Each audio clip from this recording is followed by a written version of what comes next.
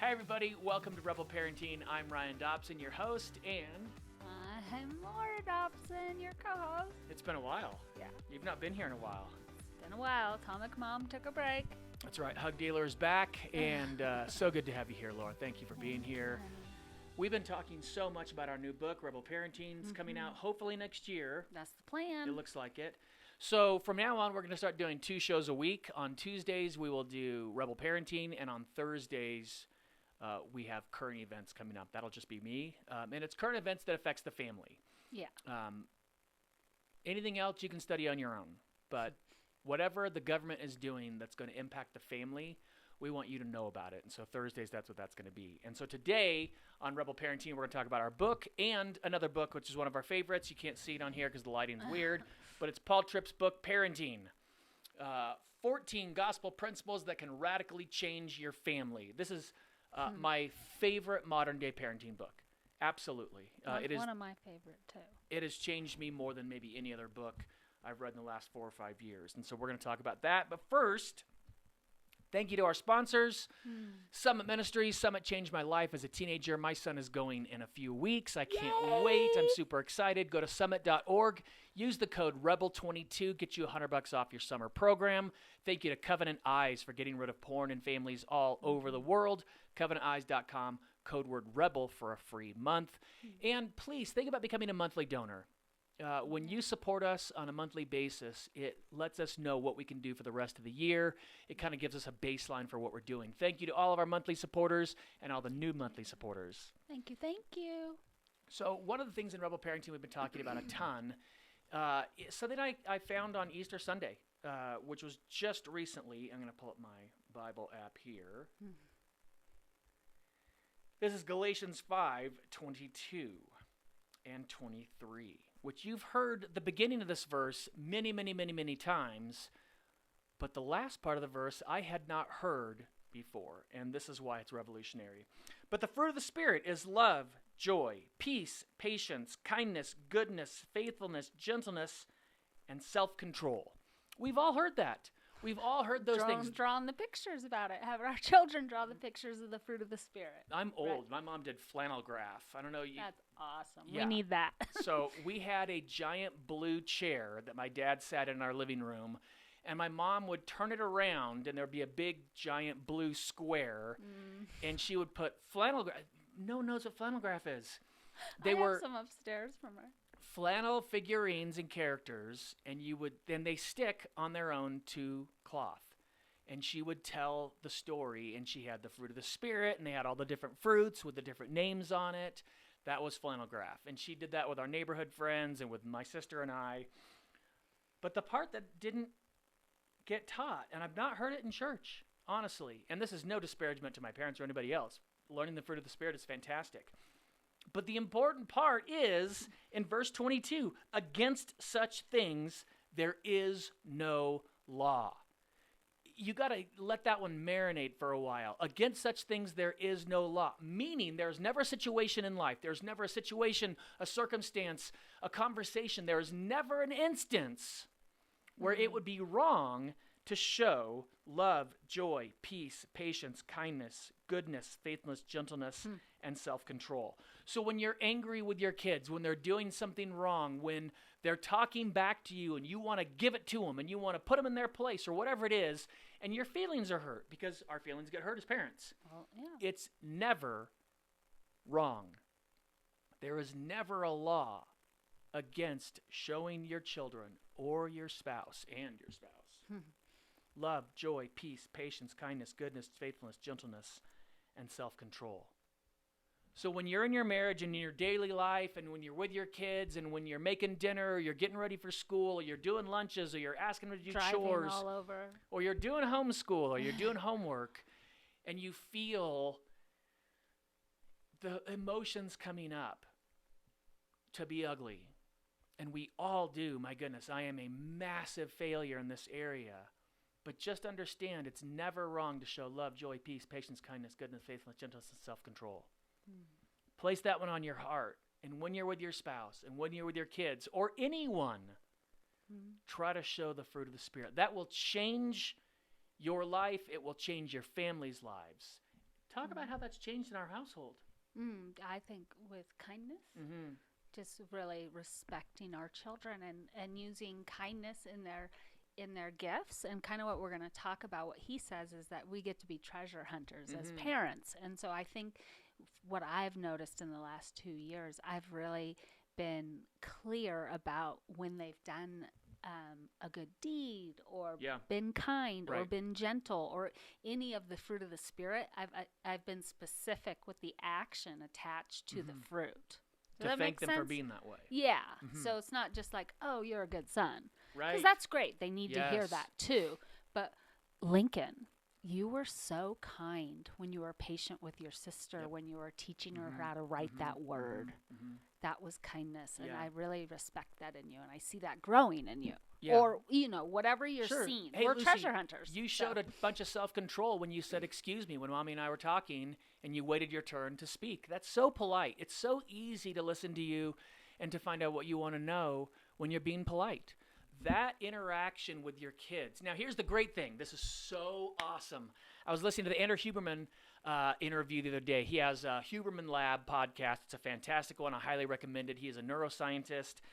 It is all peer-reviewed studies that he talks about. But when we talk about doing good things and feeling good about it, we talk about dopamine. And they go, oh, dopamine is the feel-good feeling. Well, yes, and. You got to have the and. Dopamine also has something in it that makes you want more. Dopamine makes you feel good, but you want more of that feeling. And oftentimes, if people like chocolate, there are certain people that love chocolate, certain people that don't. But the ones that love chocolate, when you take a bite of chocolate, it tastes so good. But the first instance is, I should have more of this. I should take another bite of this. It's the more, what do you call it? Hormone? Not hormone. Chemical. Chemical. Yeah. So you feel good, and then your brain goes, you should do this again. Yeah. So when you tell your kid, hey, you know what, you showed a ton of self-control. That was really polite. I appreciate that. And they smile, you feel good, and then your brain goes, you should do that again. And so what Laura's talking about is over the last 2 years, we're being kind, we're being complimentary, we're showing grace, we're being softer with each other, and your brain feels good when you do that, and then it makes you want to do it again. So I do it more. Laura does it more. I'm going to give you an instance. Empathy. Empathy has risen so much in our family. And this is the instance. Our good friend Dan was in town the other day. What's up, Dan? He's a photographer. He's an action sports guy, and he's really cool. He's our age, but he's cooler than we are in our kids' eyes. It's just how it is. For years, I've been speaking to high school kids and college kids, and parents come to me afterwards, and they go, I say the same thing you say. Why do they listen to you? I go, because they think I'm cooler than you. My kids do the same thing. Uncle Dan was coming into town, and he brought all of his snowboards and his mountain bikes and his skateboards and all of his cool stuff. By the way, he had just come from Idaho, where he was snowboarding and then announcing ski races. That's his job. He's announcing ski races and doing color commentary during the racing. And he came in, and we were all stoked, and we hung out for a while, and then I've got a theater in here, and so Dan and I wanted to watch this new documentary on Tony Hawk, and so we were watching it that night, and we were having such a great time, and he and I hung out, and Laura and Lucy and the kids were doing their own thing, and Laura and Lucy went to bed, and about 11, I came upstairs to get a snack, and Lincoln wasn't in his room, which is where he lives most of the time. He was in the living room watching his phone, and it instantly hit me. He was waiting to hang out with Uncle Dan and I, and I didn't realize it. I felt so bad. I was like, oh no, because I remember being young and cool uncle was coming over. My uncle was Uncle Reen. Uncle Reen was the coolest. Uncle Reen, I saw my first tattoo on Uncle Reen. I got tattooed because I saw that when I was like 10 years old because he was so cool. Which I just told your parents that story, know. And they did not know that. No. So that's now public knowledge all across the board. I had never told anybody that. But he had told me cool stories, and I remember those feelings. And I didn't say anything to him, but I told Laura, and I was like, oh my gosh, I feel like such a huge jerk. Lincoln was waiting to hang out with us, and we didn't, and I felt so bad. And she goes, well, did you say something to him? And I was like, no. She's like, Ryan, go tell him. And that's the hard part. The hard part is going to your kids when you blow it and telling them because you feel bad. Being and it's authentic about it. Yeah. And It doesn't take your power away. Right. It feels that way. Culture tells you when you're wrong, you lose power, you lose status, you lose position. You don't. You gain trust, you gain vulnerability, and you gain honesty. I went to Lincoln and I went, hey, buddy, I am so sorry. You were waiting to hang out with Uncle Dan and I last night, and I didn't know, and I totally ignored you. I feel terrible. He was like, oh, Daddy, that's okay. I'm like, no, it's not. It's not okay to ignore my son. I didn't mean to, but you felt bad, and I hate that. So tonight, dude, we will hang out. Whatever you want to do, we're all going to hang out. And we did. But Laura was like, my goodness, Ryan, 4 years ago, you would never even thought that thought. Right? Right. It's true. Yeah. And it's not because I was a jerk. I just didn't have enough empathy. And I'm so thrilled. Well, and the other thing, I don't know if this is accurate, but what just popped in my brain is you've put the time and the commitment into Lincoln these last couple years of really making a priority to spend time with him. Yeah. And so you have that relationship with him already in place. So I think in a way you're more empathetic towards him because you're closer to him. Totally. Does that make sense? Yeah. Like if you wouldn't have put in all that time with him, I think you're. Ooh, I no, mean, that's 100% right. I don't know if empathy is connected to time. I don't know how that all goes. I don't. But Oh, anyway. I think you're 100% right. I've built a relationship so well with him that I do notice those things. Yes, and that's I wouldn't what I'm have saying. before. Right. It's fantastic. That's kind of what. Absolutely. I was thinking. That's exactly right. Totally. What was the last one? I had one. I just lost it. Doesn't matter. We'll do it next time if we need to. I'm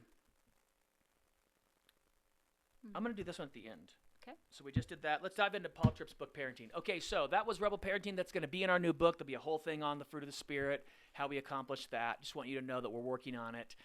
And as soon as the first chapter comes out, if you're signed up on the newsletter at rebelparenting.org, we'll give you the first chapter for free. So, Paul Tripp, his book, Parenting. I'm telling you, when I got this book, I was like, what? Hardwood floor, wooden rocking chair, white wall. I was like, really? I wouldn't have picked this book up. I mean, you know what I look like. You know the stuff that I wear. You see me on here. And I've met Paul. I've interviewed Paul. We did a Rebel Upgrade for this. We're going to send it out this week. If you've signed up for the newsletter, you'll get all the Rebel Upgrade material for this that will help you go through the book and learn it more deeply. But this one, I told Paul, like, I don't know if I would have picked this book up on my own, but our producer Kay, Kristen Chadwick, read this and said, oh my goodness, you've got to read this. And we have changed everything. Absolutely everything. So this is the nice, clean copy. My I know, copy's right? upstairs. Yeah, the copy that we read is like all tabbed and it's drawn. It's Coffee is ruin spilled books. on it. Ruin them. We ruin books, but it's a sign that we read books too. Okay, Colleen. This is the first chapter. He's got a principle attached to each chapter, and then he goes into it. But this is the one principle. Nothing is more important in your life than being one of God's tools to form a human soul. Think about that. Nothing. Laura and I have learned that, and our culture tells us differently. Right. In fact, talk about what culture tells women. You know, you can do everything. Oh, that you can have it all. You can do it all. You can have it all. You can have the job, the kids, everything. And I'm not saying don't work. I'm not I don't know. I'm not like a feminist or whatever like that. No. Anti-feminism. But I'm just saying that there's lies in this culture about parenting and about motherhood and about femininity and about masculinity. And there's just so many lies. And I think we need to take a look at some of the lies that maybe we haven't fought against or agreed upon or, you know, because parenting is under attack. Yeah. Completely. And there's sacrifice. And what we're saying is, what they're telling women is you not only can you have everything all at once, but you should. And if you don't, there's something wrong with you. That's the insidious thing about our culture is it's always your fault. You're the one that's wrong. If you don't have a great marriage and great kids and they don't look perfect and they don't get great grades and you've got a job that makes you a boss mom and all those things, well, then there's something wrong with you. Yeah. And it's not. You can have everything you want. You just can't have it at the same time. And here's the interesting thing. When we first had kids, when they were babies, I was in this old school mentality of, I'm the dad, I'll work, you'll stay home, you'll make the sacrifice for now, and then once the kids are gone, then you can join the workforce again. Yikes. It's embarrassing even saying that out loud. I don't know if you're that old school. You know that I was. You're being so nice to me right now, and I appreciate that, but let's be honest. I have grown a lot over the years, and I'm proud of that, and I'm okay with it. Yeah. I'm okay with it. What I realized is I was missing out. I was missing out because I wasn't making the sacrifice too. I was focused so much on being the provider for the family. The provider. That's all we talk about with dads. The most important thing you can do is earn money. No, it is not. The most important thing you can do is, as Paul says here, is being one of God's tools to form a human soul. And I wasn't doing that, and I was missing out on my kids' lives. And Lord pulled me back in, the Lord pulled me back in, and I made the sacrifice. We stepped back from a lot of things, and we didn't make the money we could have, clearly. That's okay, because I have a better relationship with my kids and my wife because of the sacrifice that I made. And by the way, isn't it funny to call it a sacrifice now? Right. Right? Right. Like, it felt like that in the beginning, like, oh my goodness, I'm missing out on all these things. And now I look back and like, man, I wish I would have started this earlier. Well, it's like kind of like meditation. When I teach people about meditation, or we talk about meditation and prayer and the word, lots of people resist it, and then they'll do it for a while, and then they're like, okay, I cannot live without this in my life anymore. Like, I'm going to rearrange my whole entire life so I get to meditate. And what we're saying is we've rearranged how we were operating as a family with God and with each other, and it changed the way we do things now. We won't let things interfere with that family bond and that time we have because now. It's more valuable than the money we thought we were bringing in. Exactly. It's or more whatever. valuable than the stuff we were buying with the money. It's just more valuable. Yeah. The relationship is so great. Okay, you know what? I am going to talk about it right here. Here's what I'm going to talk about. Okay. We've talked about this for years and years and years. You can have all the money in the world. You can be successful, powerful, famous, loved by millions. All the money in the world. If your home life is on the rocks, if your marriage stinks and your kids are going nutty and you've got no control in your home, none of that will matter. None of it will matter. Right. And we've been saying this for years, but it's hard to show what an example that is. Because I've lived it. I've had more money than I knew what to do with and a terrible home life, and it didn't matter. Recently, we saw an example of this, and I hesitate to bring it up because I hope that he's getting help in his family home life. But Will Smith did something at the Oscars that was highly inappropriate, but it had nothing to do with the joke Chris Rock made about Jada Pinkett. Had nothing to do with that. It has to do with his home life. His marriage is in trouble. His family life is in trouble. And he showed the entire world that it doesn't matter if you're the world's biggest movie star. Literally on that night, winning the Oscar for the best actor in the world for this last year. He has more money than he knows what to do with. He's got a special on Disney Plus where he roams the earth with adventurers and explorers. They've got, families taking photos on the top of a volcano. And it looks amazing. I have friends that know Will. His life is amazing on the outside. But we saw a glimpse of the inside. We saw a glimpse of the pain and the hurt and the devastation that a bad marriage can bring and a bad home life can bring. And I hesitate to bring this up because all I want is for him to get his marriage in order. All I want is for you all to see what a transformation can happen in a family when you get your marriage and your kids into God's will, when you become that tool to form a soul and you let God break you and be wrong. You know what I mean? And you die to yourself. And you die to yourself. Yeah. It was, how does he feel now? Every one of his projects got stopped and put on hold.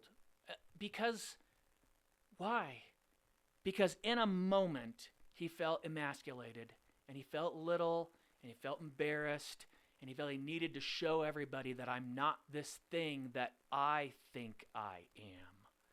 When Will looks in the mirror, he sees something we don't see. We see a great movie star, and I thought we were seeing a great dad and a great husband and all these things. We see all these things. When he looks in the mirror, he doesn't see that. He sees a broken man who's sad. And that stinks, man. That stinks. Work on your family. It's the most important investment you could possibly make. Let's get one more. Here it is. This book is so I like what you said. Oh, yeah, parents as treasure hunters. This is what you brought up in the That's beginning. what I love. This is the one. It's so great. So we were talking. This makes parenting, like, if you could think about it, fun in a way. It's I know an adventure. it's more of the adventure, and I think what's lost in our culture is that play. We've lost the ability to play, especially with all the tragedies we've been through and the tragedies going on right now. People, it's like it's hard to risk that vulnerability to play. But I think asking yourself to be a treasure hunter of your children or of your spouse is a fun way to play. So now let me explain what that means. Here's what you need to understand. Everything you do and say in your life, every choice you make, and everything you decide to invest in is a reflection of a system of internalized values in your heart. I got to read that again. Listen to that. Everything you do and say in your life, every choice you make, everything you decide to invest in is a reflection of a system of internalized values in your heart. As beings made in God's likeness, we do not function by instinct. Rather, we are value-motivated human beings. Your words, your time commitments, your finances, your emotional highs and lows, your relationships, and your spiritual habits together form a portrait of what is valuable to you. Think with me for a moment. If I were to watch with you the video of your last 2 months, what would I conclude is of true value to you? Or, if I were to watch the last few months of you parenting your kids, what would I say about the level of importance given to this foundational task that God has assigned to you? Now, when I read this for the first time... We're not here for shame or guilt or... Listen, I'm not saying that. No. And I will tell you, when did this book come out? 2016. So 6 years ago. When this book came out 6 years ago, that chapter and that paragraph embarrassed me. Because had you looked at the last 2 months of my life, I don't think I would have been proud of what you found. It was so interesting reading it again, preparing for this program, because if you looked at the last 2 months of my life, I'd be so stoked. I'd be so stoked. I mean, like, check me out. Oh, I struggle with mommy guilt, so, you know. No, anyway, but you could check me out. But I'd have things, oh, I didn't do that right, or, oh, I could have been more patient with Lucy. Laura would tell you that. If you looked at the last 2 months of Laura's life, you'd be like, oh, my goodness, you spend so much time with your kids. How do you do it? By the way, you know what? When you become treasure hunters for your kids, it's finding what makes them amazing, what makes them unique, what makes them special, all the little teeny nuances about them, their sense of humor, whether it's sarcastic or pun or whatever those things are, whether they're creative or artistic or whether they're analytical or real, engineering types. What are those things? Yeah. So often, this is what I was super guilty of. I was only looking for me in my kids. I didn't know anybody until Lincoln was born that I was biologically related to. I'm adopted. That's what that means. And so I just wanted to be like somebody else. Well, and I think a lot of parents, I would say all parents, struggle with projection at some time. Sure. I think that's a normal parenting phenomenon we fall into. So your kids' success or failures are a reflection on whether you're a good or bad person. And that's okay. Just notice when you are projecting and, choose. Because your kids aren't an extension of you. Yeah. Like, it was so interesting. We were going to an event recently, and they were telling us, the people that invited us were telling us that it was dressy, and I was like, okay. And then they made a comment about my son, and I was like, ooh, hey, if you want us to come, that's amazing, and we'll dress appropriately because we're adults. But the point of being together is being together. If you're going to bring up how my son dresses, by the way, he's the greatest dresser. I know. Like, it was such an inappropriate thing, and it changed the relationship of the people that invited us. It was like, oh, you value things that we don't value. You're worried about what someone else might think of you. Based on what my son dresses, because people are thinking, like, what is your son dressing like? Oh, my goodness. So great. Like, so appropriate, so 15, just, joggers and sweats and hoodies and T-shirts, like, nothing inappropriate on any level. He couldn't be any cuter. That's why it was such a weird thing. It was like, but all it did is show their focus. Because it was such a strange thing. Like, you look at my kid and you're like, my gosh, you're a handsome, gorgeous kid. Like, both of my kids are just striking. But it was, oh, you're worried about other people. You're not worried about if we're going to have a good time or what we're going to talk about and how this is going to be, like those things. It was, oh, you're not a treasure hunter. I found so many things out about my kids looking at just trying to find out how God made them the most amazing things in the world. Yeah. And you can do that. Life, and I think the neatest thing about that first chapter kind of just shares different scenarios of parenting, right? But it goes from babies all the way to like they go to college and they come home, Right. and it keeps you engaged in the story, but it shares the pitfalls of parenting over the years you go through, and it's real affirming, and I think most parents can relate to it. I mean, he's a great writer, and then at the end of the scenario, that's when it comes for like the abundance of finding their treasure hunters for their whole life. Yep. They get to do that for the whole life, and then you get to teach them how to do it to their children. Like, it's a really neat generational thing that, And here's what I'd ask you. Think about when you were young and what you wished somebody would have complimented you on.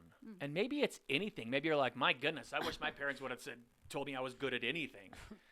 But you can remember that one teacher. By the way, it's so interesting. I can remember my teacher, Mr. Raftery. He was a football coach, and I think he was a history teacher. It's so funny that I don't remember, but he impacted me so greatly. The way I speak today was based heavily on his use of grammar because he thought it was important, and I didn't understand that, but he thought it was important, and I thought he was cool, and I started doing it, and he complimented me, and I never forgot it. Right. I never forgot it. You hear those things, and you're like, wow. And you can do that with your kids. You can tell them, and this is not false self-esteem. This isn't you get a trophy for everything you do, or you should get an A for everything you do. You should get an A because you showed up. Because you showed up. That's not it. Wait, no. It's finding, and by the way, that is hollow, and your kids won't respond to it. Right. When they know they've done a bad job, and you tell them they did a great job, they look at you and go, that's weird. Yeah. Because they know you're lying. But when you find the true thing that they did well, whether it was being kind or whether it was artistic or engineering or whatever it is, and you go, wow, that was awesome. Or you do it to somebody else. Your son or daughter is here, and you turn to someone and go, man, the other day, my son Lincoln did da-da-da, and I was so proud of him. Telling other people those things. Or telling them, hey, I was talking to your grandpa the other day, and I told him, that you got a good grade, or I told him how hard you tried in that race or something.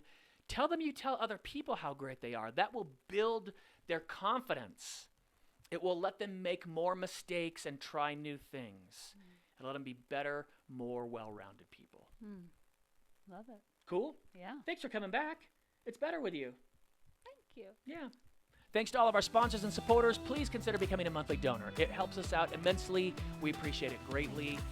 Thank you to Summit Ministries, summit.org, code REBEL22 for $100 off the summer program. Thank you to Covenant Eyes, covenanteyes.com, code word REBEL for a free month online. Sign up on their website at covenanteyes.com. Get rid of the porn in your life. Make a difference. God bless. We'll see you in a couple days.